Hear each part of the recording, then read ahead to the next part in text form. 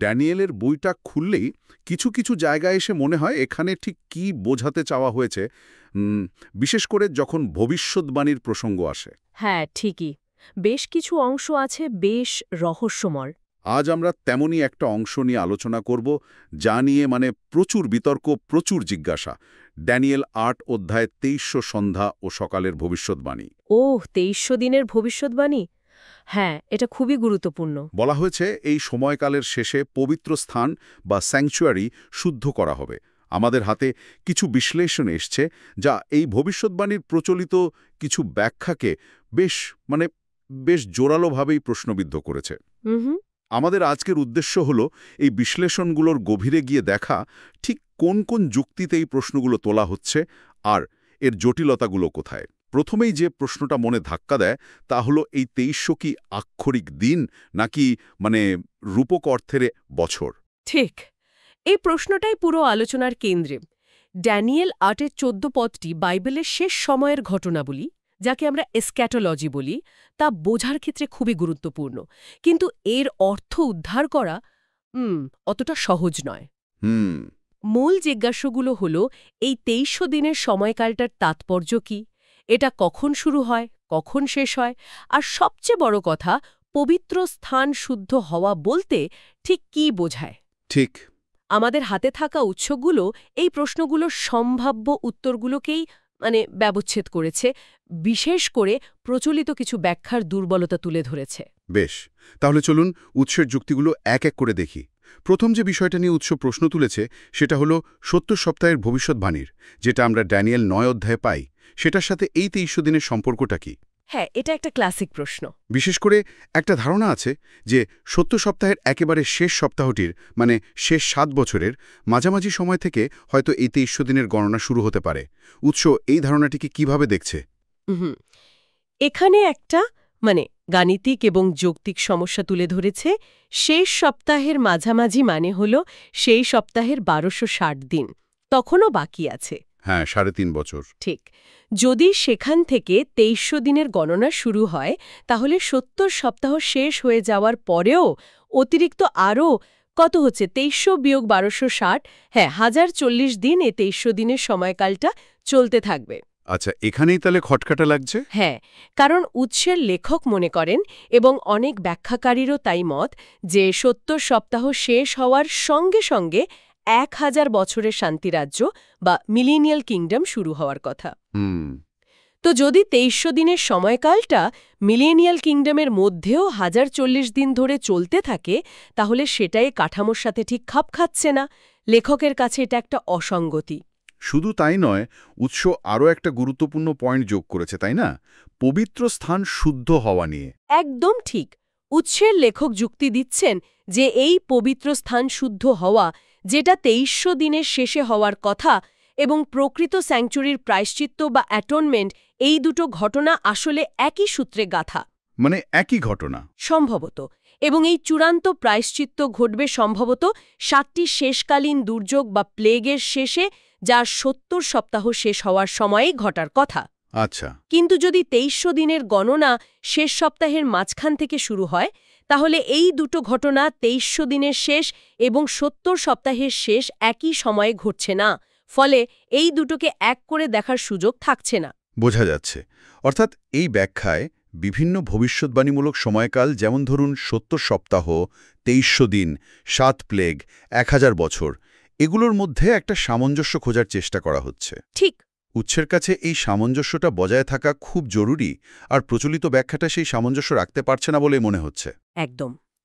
Daniel ৮:১৪ যেহেতু সরাসরি ২৩০০ দিনকে স্যাংচুয়ারি শুদ্ধ হওয়ার সঙ্গেই লুপ্ত করেছে, তাই এই শুদ্ধিকরণের ঘটনাটা কখন এবং কিভাবে ঘটছে সেটা পুরো ব্যাখ্যার জন্যই খুব গুরুত্বপূর্ণ হয়ে দাঁড়াচ্ছে।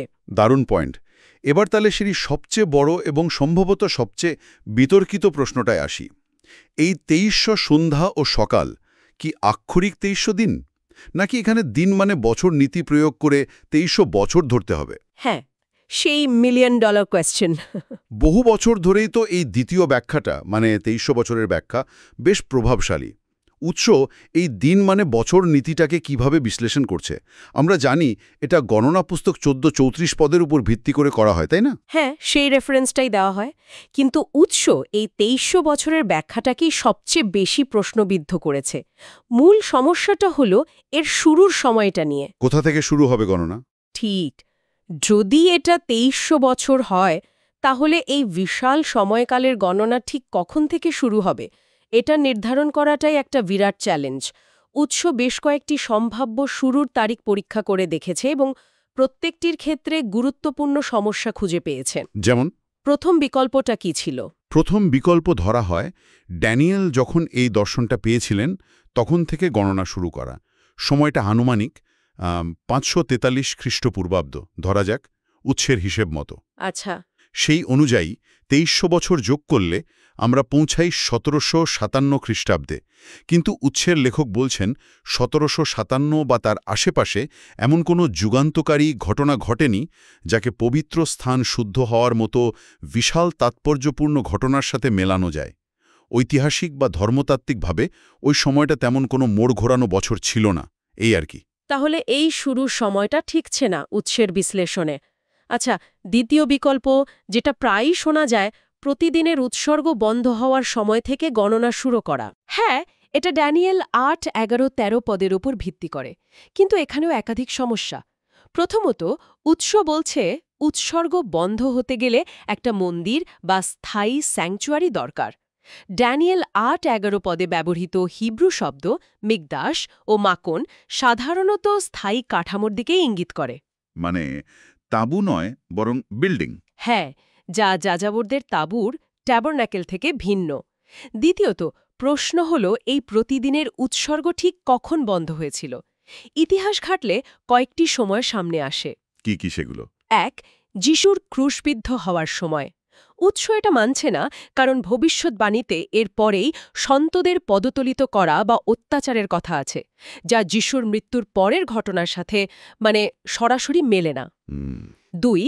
সোলোমনের মন্দির ধ্বংসের সময়, আনুমানিক 586 খ্রিস্টপূর্বাব্দ। এখান থেকে 2300 বছর গুনলে আসে 1714 খ্রিস্টাব্দ। কোনো অর্থ হয় না, মানে কোনো যোগসূত্র নেই। একদম। 3. দ্বিতীয় মন্দির ধ্বংসের সময়, মানে 70 খ্রিস্টাব্দ। এখান থেকে গুনলে আসে 2370 খ্রিস্টাব্দ।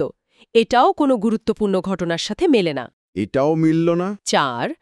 আন্তিওখেস এপিফেনিসের মন্দির অপবিত্র করার সময়, আনুমানিক 167 খ্রিস্টপূর্বাব্দ। এখান থেকে গুনলে হয় 2134 খ্রিস্টাব্দ। এটাও মিলছে না। তার মানে ঐতিহাসিক কোনো ঘটনার সাথে এই গণনাগুলো মিলছে না। কিন্তু এখানে উৎসের আরও একটা গভীর পর্যবেক্ষণ আছে, তাই না? শুদ্ধ হওয়ার অর্থ নিয়েও। ঠিক, উৎস জোর দিচ্ছে যে পবিত্র স্থান শুদ্ধ হওয়ার অর্থ পুরনো মন্দিরে আবার পশু বলিদান শুরু হওয়া নয়। ও আচ্ছা। বরং এটা সম্ভবত স্বর্গীয়, অর্থাৎ প্রকৃত স্যাংচুয়ারি বা ঈশ্বরের উপস্থিতির স্থান শুদ্ধ হওয়ার প্রতীকী অর্থ বহন করে, যা পাপ ও কলুষতা থেকে চূড়ান্ত মুক্তির ইঙ্গিত দেয়। তাই ঐতিহাসিক মন্দিরের ঘটনার সাথে মেলানোর চেষ্টাটা গোড়াতেই ভুল হতে পারে। তাহলে বোঝা যাচ্ছে এই দিন বছর নীতির প্রয়োগে উৎসের মূল আপত্তিটা কোথায়। একটা ঐতিহাসিকভাবে ও ধর্মতাত্ত্বিকভাবে সন্তোষজনক শুরু তারিখ খুঁজে পাওয়া যাচ্ছে না, যা 2300 বছর পর একটা অর্থবহ শুদ্ধিকরণ ঘটনার সাথে মিলবে। এবং এই অস্পষ্টতার কারণেই কিন্তু এত ভিন্ন ভিন্ন ব্যাখ্যার জন্ম হয়েছে। বিভিন্ন গোষ্ঠী তাদের বিশ্বাস অনুযায়ী ভিন্ন ভিন্ন ঐতিহাসিক সময়কে শুরুর বিন্দু ধরে গণনা করেছে, আর তার ফলেই এই বিতর্কটা জিয়ে রয়েছে। হিব্রু শব্দের অর্থের উপর উৎসের জোর দেওয়াটাও তাৎপর্যপূর্ণ। এটা ইঙ্গিত করে যে সাধারণ মন্দির নয়, আরও গভীর কিছু বোঝানো হতে পারে। আচ্ছা, 2300 বছরের তত্ত্বের জন্য আরও দুটো বিকল্প শুরুর সময় উৎস খতিয়ে দেখেছে। সেগুলো তো কি একই সমস্যা পাওয়া গেছে? হ্যাঁ, মূলত একই ধরনের সমস্যা। তৃতীয় বিকল্প হিসেবে দেখা হয়েছে 70 সপ্তাহের শেষ থেকে পিছিয়ে এসে গণনা করা যায় কিনা। ড্যানিয়েল 9.24 অনুযায়ী 70 সপ্তাহের শেষে পাত শেষ হবে, অনন্ত ধার্মিকতা আসবে। কেউ কেউ এটাকে স্যাংচুয়ারি শুদ্ধ হওয়ার সাথে মেলাতে চান। হ্যাঁ, যুক্তির খাতিরে ধরা যেতে পারে। যদি দুটো একই সময় শেষ হয়, তাহলে শেষ বিন্দু থেকে 2300 বছর পিছিয়ে গেলেই তো শুরুর সময় পাওয়ার কথা। কিন্তু এটা তো আরও জটিল। কারণ আমরা তো জানি না ৭০তম সপ্তাহ ঠিক কবে শেষ হবে। ৬৯তম আর ৭০তম সপ্তাহের মধ্যে প্রায় ২০০০ বছরের ব্যবধান, আর শেষ সপ্তাহ তো এখনও শুরুই হয়নি। ঠিক তাই, যেহেতু শেষ সপ্তাহে সমাপ্তির তারিখটাই অজানা, তাই পিছিয়ে গণনা করা অসম্ভব।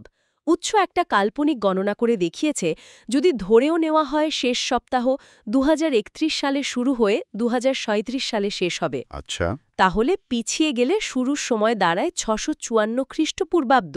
কিন্তু উৎস বলছে, সেই সময়ে ইসরায়েলে যারা শাসন করত, মানে টলেমি রাজবংশ, তারা ড্যানিয়েলের বর্ণনার মতো তীব্র অত্যাচারী ছিল না, তাই এই গণনাও বাতিল।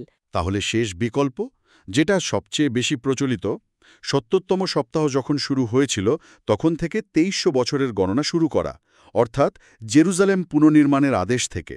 হ্যাঁ, এই ব্যাখ্যায় সাধারণত পারস্যরাজ আর্তখস্তের দেওয়া আদেশটিকেই উৎস ৪৫৭ খ্রিস্টপূর্বাব্দ ধরেছে, ৭০ সপ্তাহের এবং একই সাথে ২৩০০ বছরের শুরু হিসাবে ধরা হয়।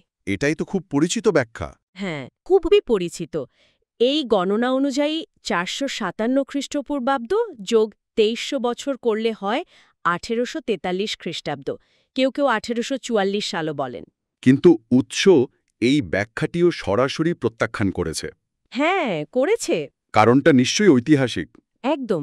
উৎসের যুক্তি খুবই সোজাসাপটা। ১৮৪৩ বা ১৮৪৪ সালে এমন কিছুই ঘটেনি যা বাপ শেষ হওয়া, অনন্ত ধার্মিকতা আসা বা পবিত্র স্থান শুদ্ধ হওয়ার মতো ঘটনার সাথে তুলনীয়। ঈশ্বরের লোকদের উপর অত্যাচারও বন্ধ হয়নি।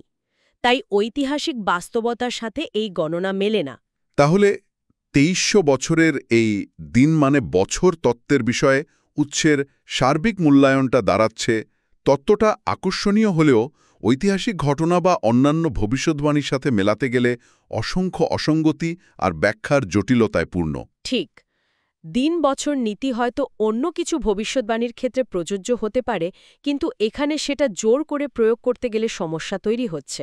ঠিক, উৎস এটাই বলতে চাইছে যে কোনো একটা ব্যাখ্যা পদ্ধতিকে সব ভবিষ্যদ্বাণীর ওপর সমানভাবে চাপিয়ে দেওয়া ঠিক নয়। প্রতিটি ভবিষ্যদ্বাণীর নিজস্ব প্রেক্ষাপট, ভাষা এবং ভেতরের ইঙ্গিতগুলো ভালোভাবে বুঝতে হবে। এই ক্ষেত্রে ২৩০০ বছরের ব্যাখ্যাটা উৎসের কাছে যথেষ্ট প্রমাণযোগ্য মনে হয়নি। বেশ, তাহলে যদি ২৩০০ বছরের ব্যাখ্যা এত সমস্যাযুক্ত হয়, তাহলে কি আমরা আক্ষরিক ২৩০০ দিনের ধারণাতেই ফিরে আসব? উৎস কি এই দিকটা নিয়ে কিছু বলেছে? শেষ সময়ের ঘটনাবলিতে এই ২৩০০ দিনকে কিভাবে বসানো যেতে পারে? হ্যাঁ, উৎসই বিকল্প সম্ভাবনাটাও খতিয়ে দেখেছে। ২৩০০ বছর ব্যাখ্যায় যে সমস্যাগুলো আসছে সেগুলো এড়ানোর জন্য কেউ কেউ মনে করেন ড্যানিয়েল হয়তো আক্ষরিক ২৩০০ দিনের কথাই বলেছেন। আচ্ছা, উৎস দুটো সম্ভাব্য চিত্র বা সিনারিও তুলে ধরেছে, যেখানে এই ২৩০০ দিনকে শেষ সময়ের ঘটনাবলীর মধ্যে, বিশেষ করে সেই বিতর্কিত শেষ সপ্তাহের আশেপাশে স্থাপন করার চেষ্টা করা হয়েছে। এখানেই কিন্তু আলোচনাটা আবার নতুন দিকে মোড় নিচ্ছে। প্রথম দৃশ্যকল্পটা কি? প্রথম দৃশ্যকল্প কল্প অনুযায়ী, উৎসের চিত্র ১ অনুযায়ী আর কি, ২৩০০ দিনের গণনা শুরু হচ্ছে শেষ ৭ বছরের সপ্তাহটি শুরু হওয়ার ও ১০৪০ দিন আগে। শেষ সপ্তাহ শুরুর আগেই?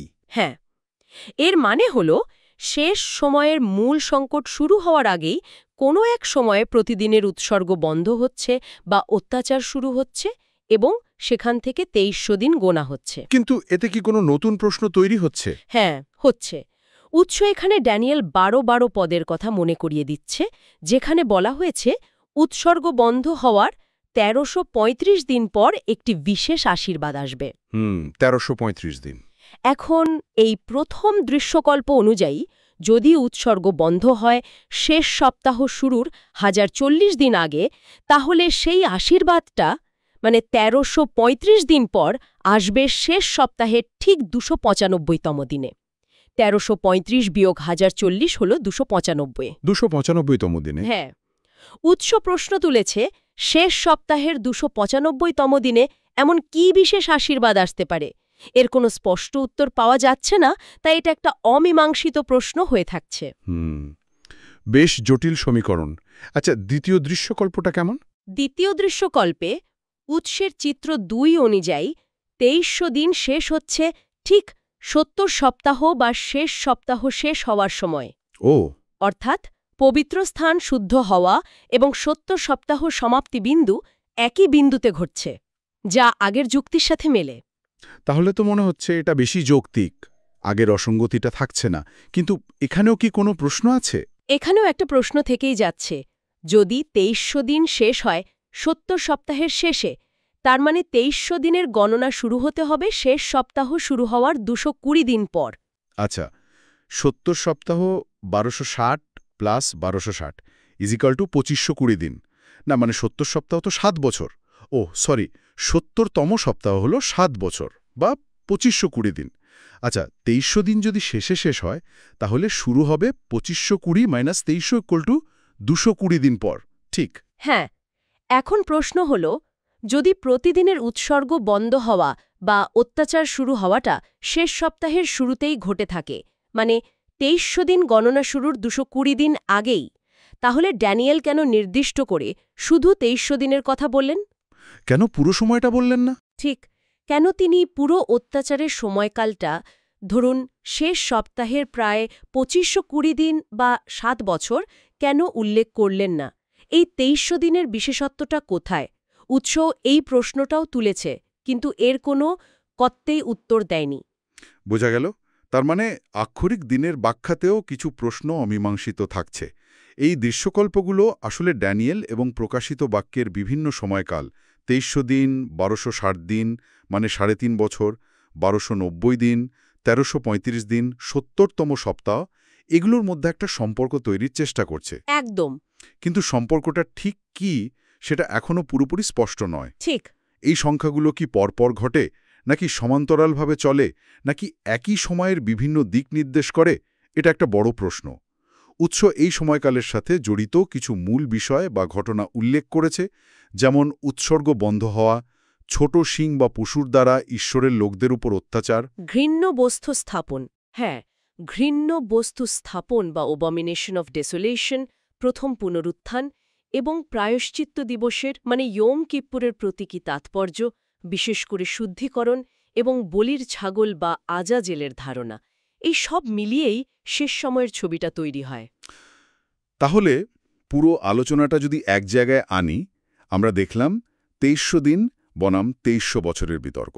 হ্যাঁ, বছরের ব্যাখ্যায় একটা নির্ভরযোগ্য শুরুর তারিখ খুঁজে বের করাটা সত্যিই এক বিরাট চ্যালেঞ্জ। বিরাট চ্যালেঞ্জ। আর তারপর দেখলাম আক্ষরিক ২৩০০ দিনকে শেষ সময়ের কাঠামোতে মেলানোর চেষ্টা, এবং সেখানেও কিছু অমীমাংসিত প্রশ্ন। এটা স্পষ্ট, আমাদের হাতে থাকা উৎসের বিশ্লেষণ ২৩০০ বছরের ব্যাখ্যা নিয়ে খুবই সন্দিহান এবং আক্ষরিক দিনের ব্যাখ্যার দিকে বেশি ঝুঁকেছে। মনে হচ্ছে তাই। কারণ সেটা হয়তো শেষ সময়ের ঘটনা প্রবাহ এবং ৭০ সপ্তাহের শেষে প্রকৃত, সম্ভবত স্বর্গীয় স্যাংচুয়ারি শুদ্ধ হওয়া ধারণার সাথে বেশি সঙ্গতিপূর্ণ। এখানে একটা বিষয় মনে রাখা খুব জরুরি। এই উৎসটি একটি অত্যন্ত জটিল এবং বহু বিতর্কিত বিষয়ের একটি নির্দিষ্ট দৃষ্টিকোণ তুলে ধরেছে। অবশ্যই অনেক মত আছে। বাইবেলের ভবিষ্যদ্বাণী ব্যাখ্যার জগতে বহু মত রয়েছে।